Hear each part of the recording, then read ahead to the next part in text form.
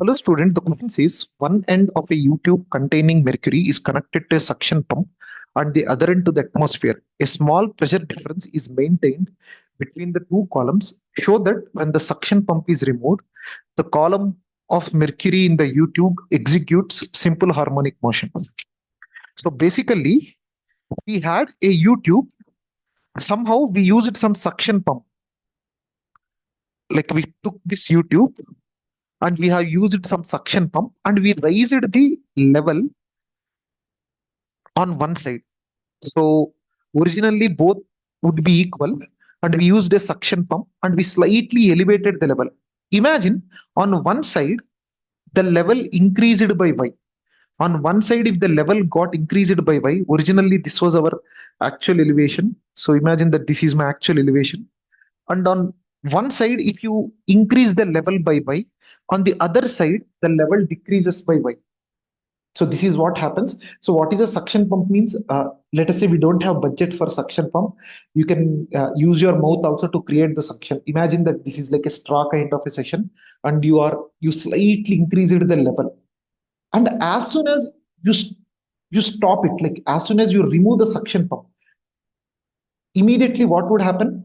There is originally the weight on this side is balanced by the weight on this side, or we can say the pressure on this side is balancing the pressure on this side.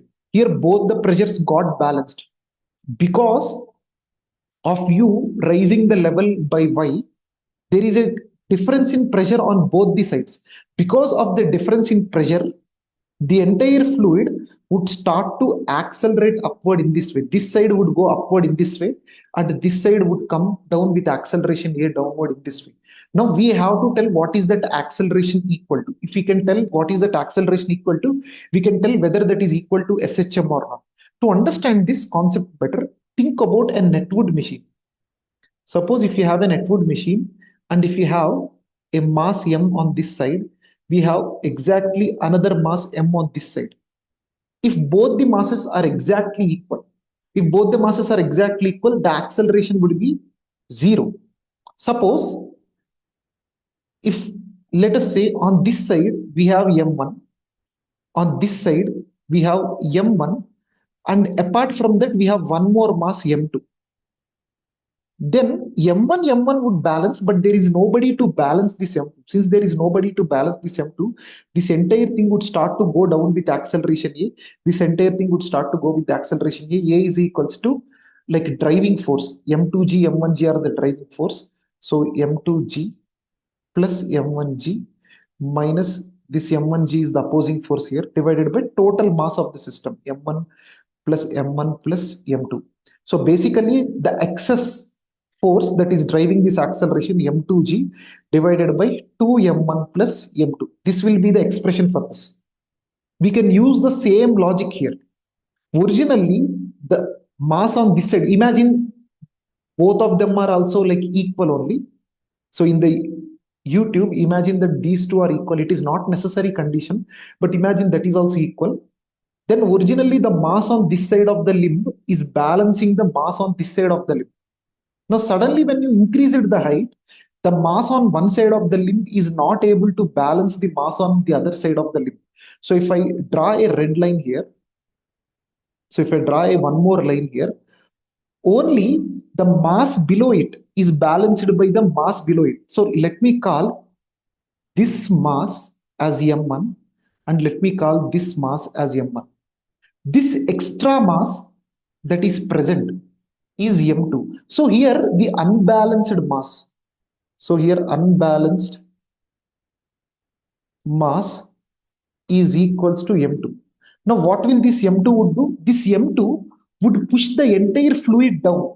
When it pushes the entire fluid down, the entire fluid want to go in this direction. Like this fluid wants to go down. This will push the next layer. This will push the next layer. This will push. So every instant, the entire fluid will have, even if you select a small section, every section would have acceleration A in this direction. If this small section has acceleration down, so what is that acceleration equals to? Just now we have seen whatever is the excess mass M2G divided by the total mass M1 plus m1 plus m2. So this m2g is nothing but the density of the fluid, whatever is the density of the fluid, into area of cross section of the pipe. So density into area of cross section into, if this is y, this is also y. So the total height of this would be 2y. So what I'm trying to do is I'm trying to do, in place of mass, density into volume into G. In place of M1 plus M2, I will write total mass of the fluid. Whatever is the entire mass present. Originally, whatever is the entire mass present, that will be the final mass, total mass of the fluid. So density of fluid is rho into volume can be written as the volume of this section. If you assume, let the cross section area be A, and let us assume it's a uniform cross section. So A into 2y into G divided by total mass of the fluid. So we got A equals to 2 rho A yg divided by M. Now if you notice it, this is magnitude relation. Actually, we have pushed the body down. If you push the body down, the acceleration is in opposite direction. That means if the displacement of the mass is downward, the acceleration direction is opposite to the direction of the displacement. So vectorially, I can tell a cap is equals to minus x cap, which simply represents, or else I will call it y cap. So their directions are actually opposite. Since their directions are actually opposite, this represents an equation of a simple harmonic motion where acceleration vector would be equal to minus omega square into displacement vector direction in this way. We generally call it as a equal to minus omega square y, but technically magnitude of a vector can never be negative. So it is better to call it in the vector terms, and then we can write magnitude of acceleration would be equal to omega square. If you apply magnitude on both the sides, this negative side would get cancelled and you will get a equal to omega square y. So just compare it with omega square y equals to 2 rho a yg divided by m. I can cancel m on both the sides and we finally get omega equals to root of 2 rho ag by m. Again, time period is equals to 2 pi root m by 2 rho ag. This is similar to, this formula is similar to a block of mass m floating, and if you displace it slightly by y, it will perform an SHM. Here you will get T equal to 2 pi root m by rho ag. Here you will get rho ag. Here you got 2 rho ag. That's the main difference.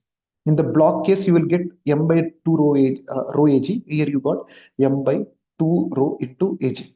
Now, in some books, they will go further and they will try to calculate the mass of this. How can we calculate the mass of this? For that, let us take this diagram.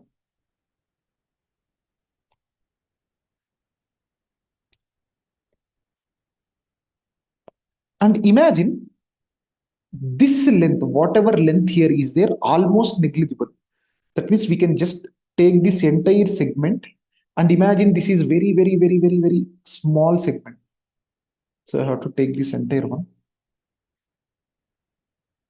And imagine this is very small. These two limbs are very, very close. So I'll redraw it. So think that we have a tube where this gap is almost negligible. So in this way.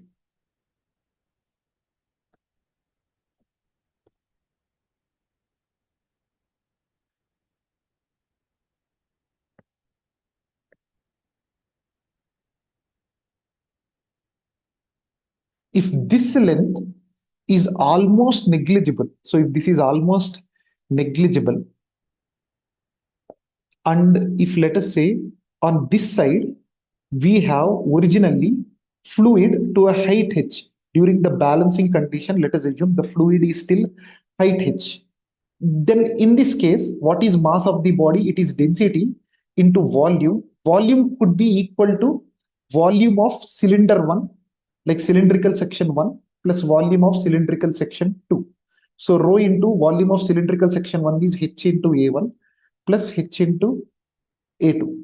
So h into a plus h into a. So we can write 2 rho HA. If I substitute that, you will basically get, so for special case, so for special case, we can get this formula as T equal to 2 pi root 2 rho HA divided by 2 rho AG.